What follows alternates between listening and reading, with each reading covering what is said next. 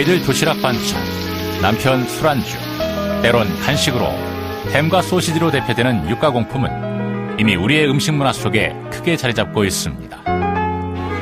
조리하기 쉽고 맛과 영양소가 풍부해 오래전부터 주부와 아이들에게 많은 사랑을 받아온 육가공품. 최근 육가공품에 첨가되는 아질산염이 논란이 되고 있어 이런 제품을 선택하는 것이 선뜻 내키지 않을 수 있습니다. 과연 질산염과 아질산염은 무엇일까요? 육가공품에 첨가되는 질산염과 아질산염은 과연 해롭기만 한 것일까요? 고대 그리스인들은 장기간 고기의 향과 맛을 보존하는데 소금이 탁월한 효과가 있음을 발견했습니다. 소금을 활용한 기술은 로마 시대를 거쳐 전 세계로 퍼져나갔습니다. 그러다 20세기 초에 와서야 과학자들은 그 효과가 소금에 존재하는 질산염 때문임을 밝혀냅니다. 그 오랜 육가공품의 역사에서 가장 중요한 부분을 담당해온 질산염과 아질산염. 질산염과 아질산염이란 질산과 아질산의 나트륨 또는 칼륨염으로서 질산염은 NaNO3, KNO3, 아질산염은 NaNO2, KNO2로 표시됩니다. 질산염과 아질산염은 식품의 첨가물로 사용되고 있으며 육가공품의 맛과 향을 증진시키고 고기 고유의 색을 보존하며 식중독균의 성장을 막음과 동시에 지방의 산화를 막아주는 등 다양한 역할을 하고 있습니다. 그렇다면 소비자들은 질산염과 아질산염을 어떻게 생각하고 있을까요? 대다수 사람들은 소시지 볶음 반찬에만 아질산염이 들어있을 거라고 답했습니다. 과연 아질산염은 육가공품에만 존재하는 것일까요?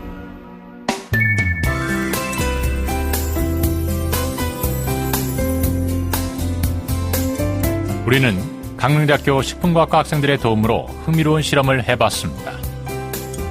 9명의 학생들을 3명씩 3계조로 나눈 뒤 하루 동안 1조는 일반 식사군으로 2조는 채소 위주의 식사군, 3조는 햄, 소시지, 채소를 제외한 나머지 음식만 먹는 대조군으로 나누어 식사를 하도록 했습니다.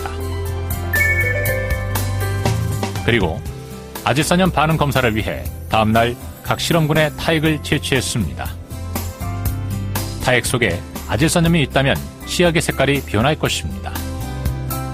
실험 결과 놀랍게도 3개 실험군 모두에서 반응이 나타났습니다.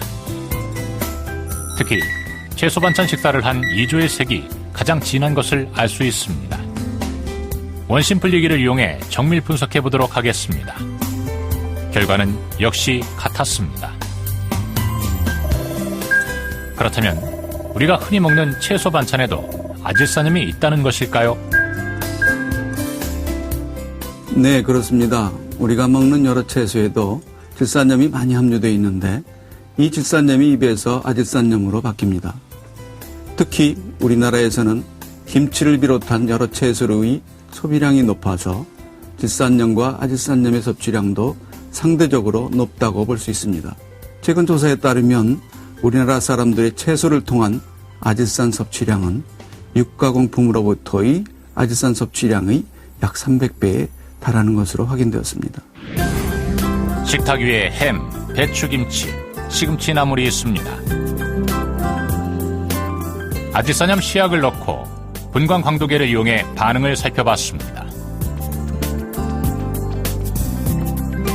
햄뿐만 아니라 배추김치, 시금치 나물 등 우리가 매일 먹는 채소 반찬에서도 아질산염이 함유되어 있다는 것을 볼 수 있습니다. 하지만 여기에는 한 가지 더 놀라운 사실이 숨겨져 있었습니다. 1인당 하루의 섭취량을 따져 계산해보면 육가공품과 채소 반찬에서 섭취할 수 있는 아질산염의 양은 채소 반찬에서 훨씬 높게 나타난다는 것입니다. 아질산염은 체내 대사 과정을 통해서도 생성됩니다. 채소를 통해서 섭취된 질산염은 대부분 위장과 소장에서 흡수되고 혈장을 통해서 약 60에서 90%가 24시간에서 48시간 내에 소변으로 배출됩니다. 나머지는 구강이나 위의 타액에 포함돼 다시 분비되고 그중 약 20%가 아질산염으로 변화합니다. 즉 섭취된 질산염의 약 5%가 아질산염으로 변하게 되는 것입니다. 유가공품 소비량이 우리나라 10배가 넘는 미국인을 대상으로 한 질산염과 아질산염 섭취량 자료에 따르면 체내에 들어오는 질산염은 86%가 채소류로부터, 9%가 유가공품으로부터 유래되고 아질산염 77%는 채소를 통하여 섭취된 질산염이 입 안에서 아질산염으로 변해 타액을 통하여 우리 몸으로 섭취된다고 알려져 있습니다. 이처럼 체내 대사 과정에서 대부분이 생성되는 아질산염에 대하여 최근 논란이 일고 있다고 하는데요. 네, 1970년대 초 아질산염이 육류에 포함된 아민과 반응할 경우 발암물질인 니트로사민을 생성할 수 있다는 보고가 있어서 논란이 된 바 있습니다. 하지만 내셔널 아카데미 오브 사이언스는 연구 결과에서 일반적인 소비 수준에서는 발암성이 없고 건강상 우려할 바 없다고 결론을 지은 바 있습니다. 최근 아질산염이 급성 청색증을 일으킬 수 있다는 보도가 있었는데요. 이 또한 엄청난 양의 아질산염을 한꺼번에 섭취해야 가능한 일입니다. 유가공품의 경우에는 허용 기준치를 정해 엄격하게 관리하고 있습니다.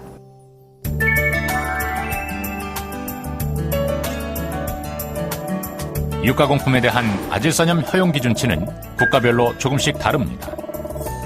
육류가 주식이라 할 수 있는 미국의 경우 잔류량 200ppm 이하, 유럽연합은 50ppm에서 175ppm 이하로 규제하고 있습니다.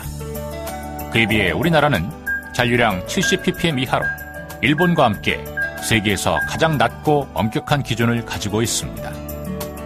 그렇다면 과연 그 기준치는 잘 지켜지고 있을까요? 우리는 국내 제품 14종을 수거해 아질산염의 잔류량을 측정해 보았습니다. 조사 결과 14개의 제품 모두 국내 기준치를 넘지 않았으며 가장 낮은 제품이 1.7ppm, 가장 높은 제품이 40.3ppm으로 기준치 70ppm과 비교했을 때 현저히 낮은 것을 알 수 있었습니다.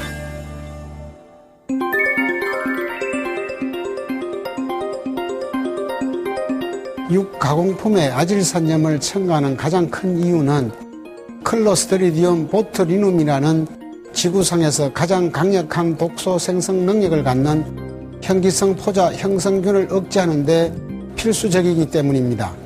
클로스트리디움 보트리눔균은 채소, 과일, 벌꿀, 어육, 축육류에 탈기된 통조림이나 진공 포장 제품이 10도 이상의 온도에 보관될 경우 생장이 가능한 정말 위험한 균으로 여기에 노출될 경우 구토, 현기증, 어지러움 등을 유발하고 심할 경우 사망할 수도 있습니다. 또한 아질산염은 살모넬라균 등 여러 식중독 및 부패균의 성장을 억제하는 데 매우 효과적이며 최근 발표된 연구 결과에 따르면 아질산염을 적당량 섭취할 경우 헬리코박터 파일로리균을 없애줍니다. 이렇듯 아질산염은 육가공품의 미생물학적 안전을 위한 첫 번째 안전장치입니다. 그렇기에 소시지가 주식이라 할 수 있는 독일의 경우 안전을 위해 그릴 소시지를 제외한 나머지 97% 이상 대부분의 햄 소시지에 아질산염을 첨가시키고 있는 실정입니다. 1980년대 로버트 허스 같은 미국의 서민학 과학자들은 질산염이나 아질산염으로부터 생성될 수 있는 나이트릭 옥사이드, 즉 산화질소와 혈관을 이완시킴으로써 혈압을 조절할 수 있는 중요한 기능이 있다는 것을 밝힘으로써 1998년도에 노벨 생리의학상을 수상한 바 있습니다. 산화질소는 면역력을 증강시키든가 신경제 신경전달 물질로 작용하고 혈압을 조절함으로써 우리 몸 안에 다양한 기능을 할 수 있음이 밝혀져 있습니다. 이러한 물질은 당뇨병, 고혈압, 발기부전, 류마티스 관절염, 암에서 알츠하이머 디지즈까지 다양한 질환을 감소시킬 수 있는 효능이 있음이 알려진 바 있습니다. 의화학의 창시자인 스위스의 파라셀수스는 독성 없는 물질은 존재하지 않는다. 약과 독은 단지 용량의 차이일 뿐이다 라고 말한 바 있습니다. 즉, 우리가 먹는 식품 속에 독성물질이 전혀 없는 식품은 없으며 때론 위량의 독이 약으로 사용되기도 한다는 것입니다. 아질산염도 마찬가지입니다. 아질산염을 지나치게 많이 섭취하게 될 경우 문제를 일으킬 수 있지만 섭취 허용량 내에서는 전혀 문제될 것이 없습니다. 세계보건기구가 정한 아질산염 1일 섭취 허용량은 0에서 0.07mg입니다. 체중 60kg인 성인의 1일 허용 섭취량을 계산해보면 아질산염 최대 섭취 허용량은 4.2mg입니다. 이에 해당하는 유가공품의 양은 약 168g. 평생 동안 소시지를 매일 168g씩 섭취해도 인체에 무해하다는 것입니다. 미국인의 유가공품 소비량은 연간 30kg이 넘지만 우리나라의 경우에는 미국의 10분의 1 정도인 1인당 연간 2.8kg 정도로서 하루 소비량은 8g밖에 안 되는 아주 미미한 양입니다. 최근 한국인의 1인당 1일 아질산염 섭취량을 조사해 본 결과 모든 연령대에서 ADI 기준치보다 훨씬 낮은 상태를 보였습니다. 아질산염을 과다 섭취할 경우 발생할 수 있다는 청색증. 정말 걱정할 수준인가요? 아질산염의 청색증에 따른 급성 치사량은 성인 체중 kg당 약 25mg에서 35mg으로 보고되어 있습니다.